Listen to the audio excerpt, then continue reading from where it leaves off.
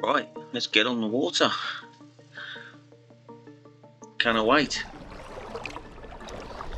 Into a bit of a nasty headwind. Going upstream, heading towards the Victoria Bridge. You can't see because of the wind ripple, but there's a bit of a current on the water here.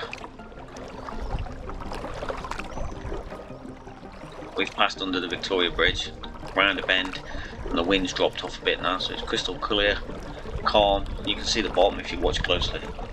Just coming into view now that you can see the top of Hereford Cathedral.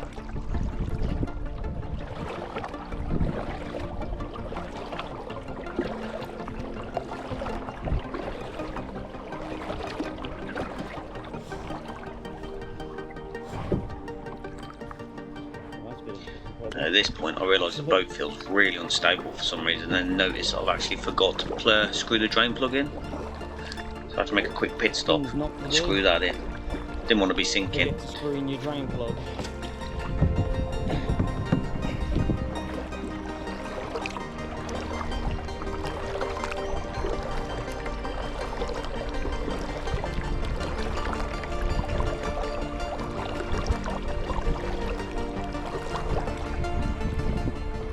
Drain plug reinserted, seat adjusted, off we go again, heading toward the old Hereford Bridge. And the problem is here, normally there's quite a strong current, but it's so low the water level. You can see it's dry on both sides. So there's a narrow channel to pick through, to head under the bridge.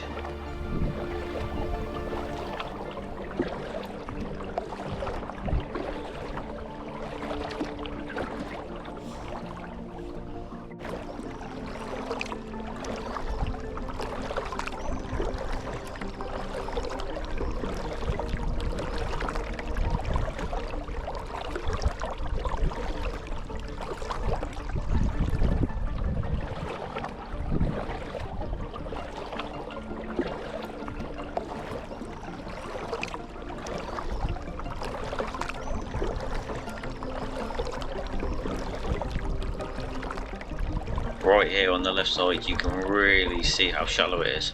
Look at that. You can see from the wall that our wall's normally underwater up to like the top of the steps.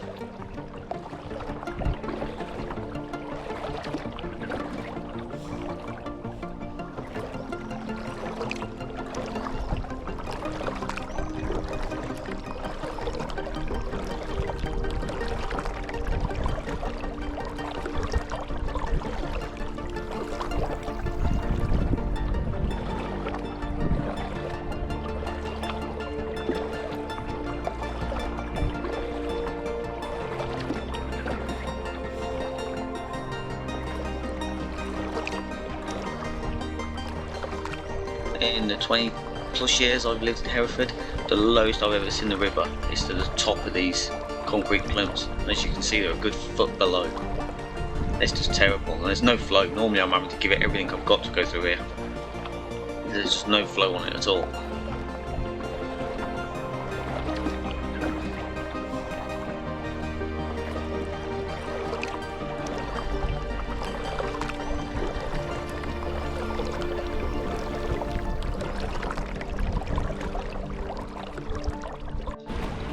Despite the lack of rain and the fact we've been in a drought, the water inlets are still pouring into the river.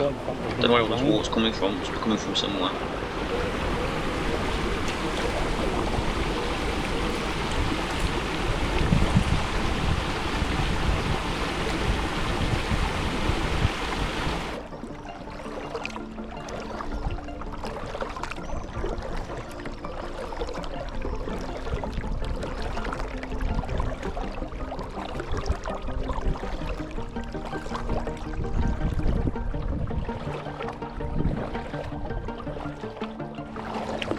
Got another wall inlet here.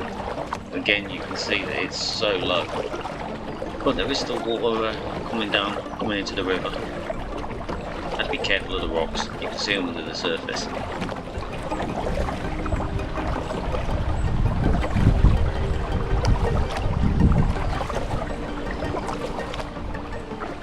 A pair of pigeons sitting on some roots. Unfortunately, I disturbed them both. But look at this for a willow. That's beautiful. Awesome time of year for willows.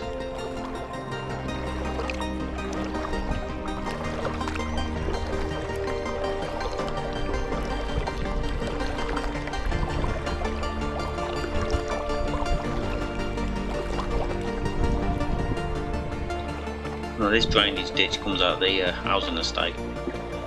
It's obviously where all the water runoff goes into the river. But this is really frustrating. Some lowlifers fly tip to bed baits into the actual stream itself. I wasn't there Saturday.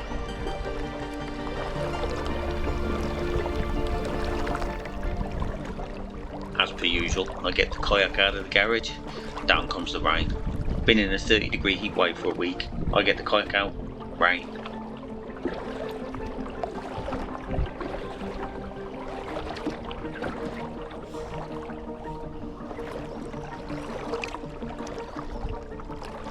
Because I complained about the rain, it got heavier. Sod's law.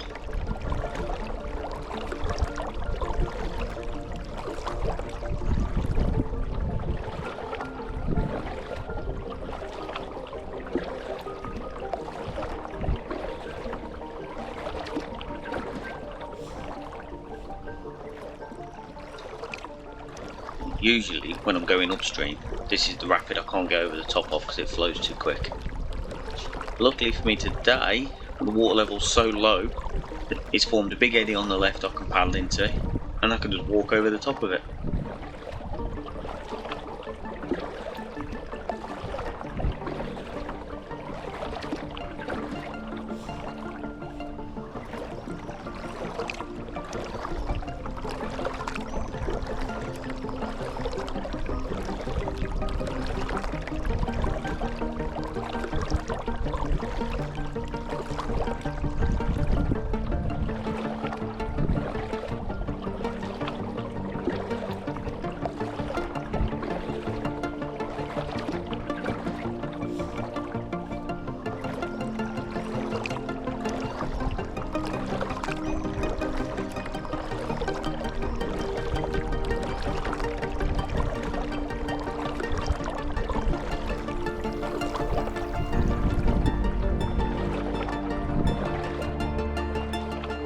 The first group of Canadian geese I come across. Did get a little bit close to have a look. When I turned to have a look at them, I thought, right, I'm not going to disturb them, but I did anyway.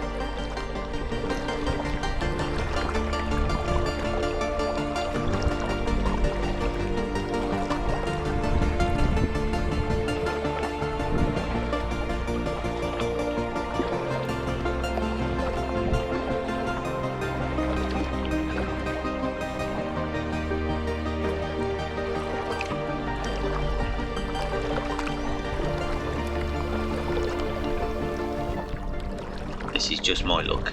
The river's so low I'm having to stay in the middle where the water's deepest. And sat right in the middle, a fallen tree.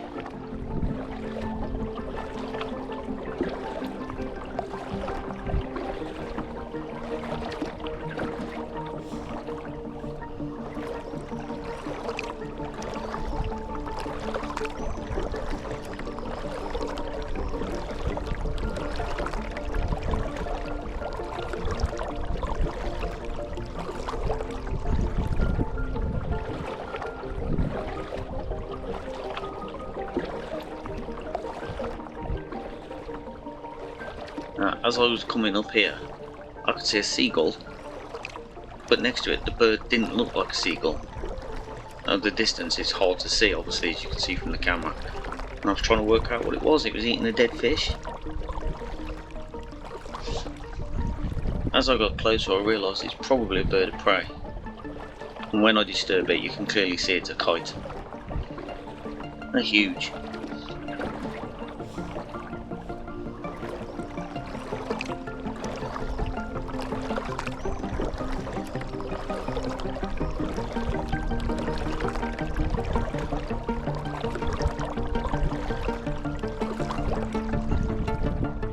Right, as I disturb it and it takes off, it loops round and you can see the underside of the tail. Obviously from the shape and the colour you can tell it's a red-tailed kite. Here it comes.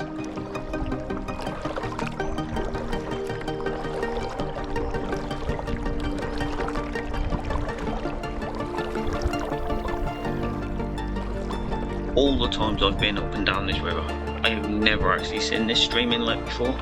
Usually it's underwater, so you can't see it because of all the trees and the bushes.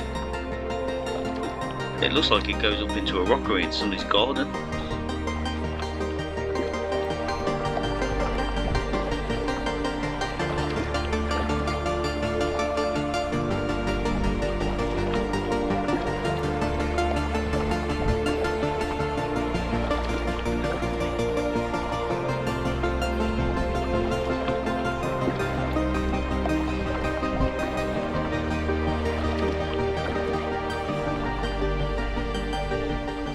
This stretch of river doesn't really have any white water. There's a few stretches of fast flowing water but no real rapids.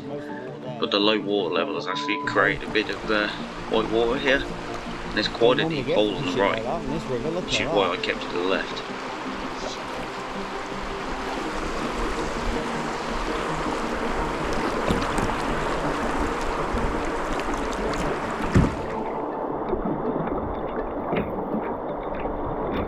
Very shallow.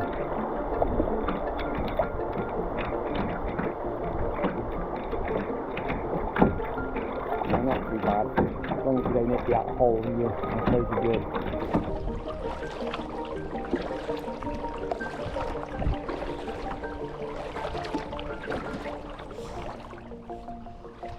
Here the river goes ridiculously shallow and I was worried about grounding out. Turns out I was right to be worried.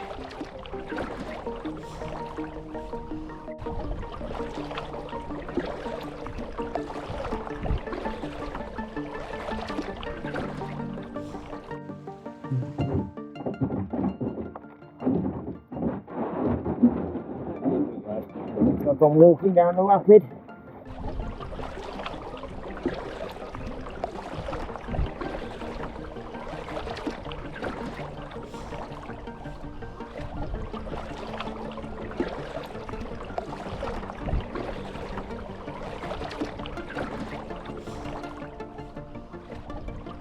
I'm almost certain next year this tree won't be here anymore. And look at the undercut on the root system. That will be in the river next year.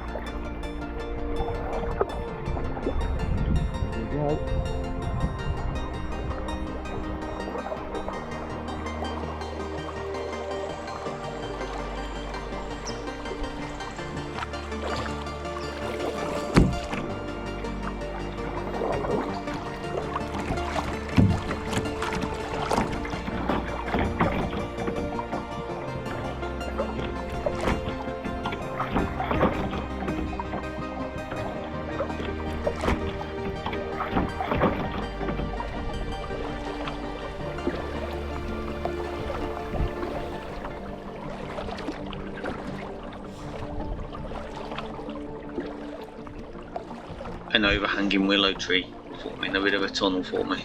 It'd be rude not to, wouldn't it? Under we go.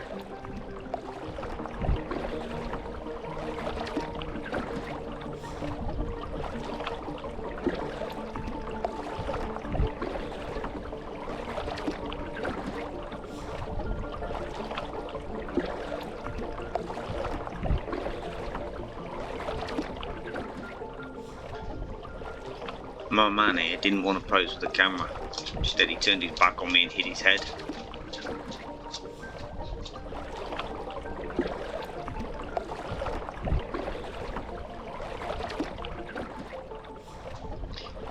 This hut had me baffled.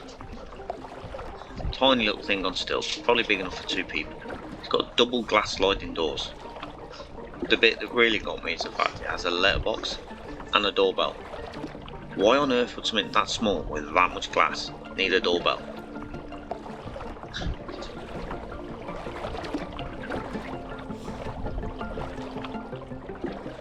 Whoops, disturbed them again. They obviously wasn't impressed.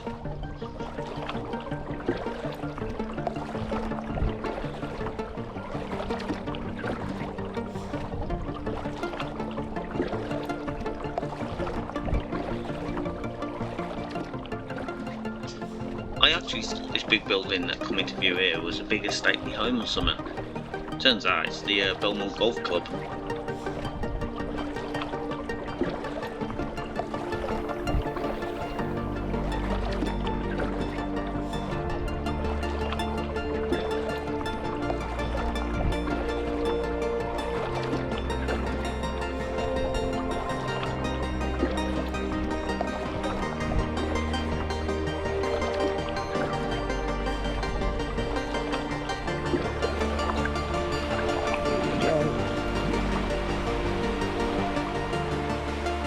This bit of fast water had become rapids because of the shallow water again. Got an awesome wave train on it, considering we never have this sort of thing on the river. You can't see just how bouncy this is. The GoPro horizon leveling, image stabilisation, ruins this.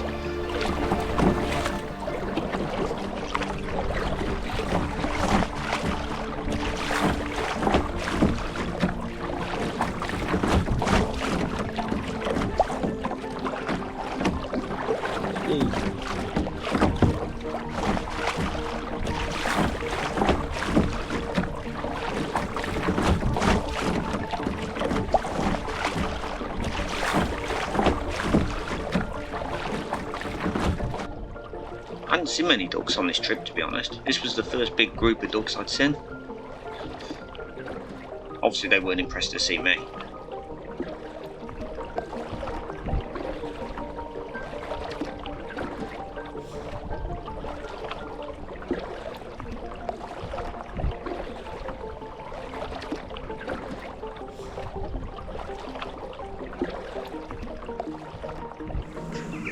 I wasn't actually trying to admire this beautiful willow. I saw a heron fly into it and I was trying to see if I could get the heron on camera, but he was well hidden. But all the same, look at that for a willow.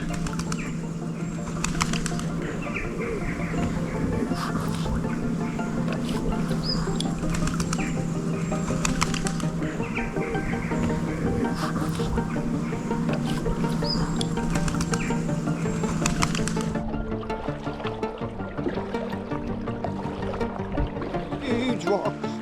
You don't want any of that.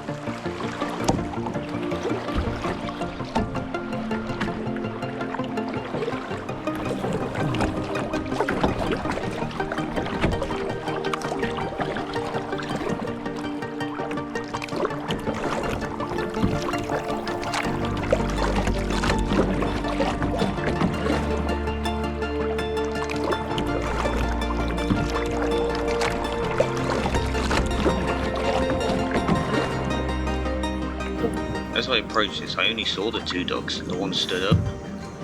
The two that are actually curled up at the bottom asleep. They blend in so well.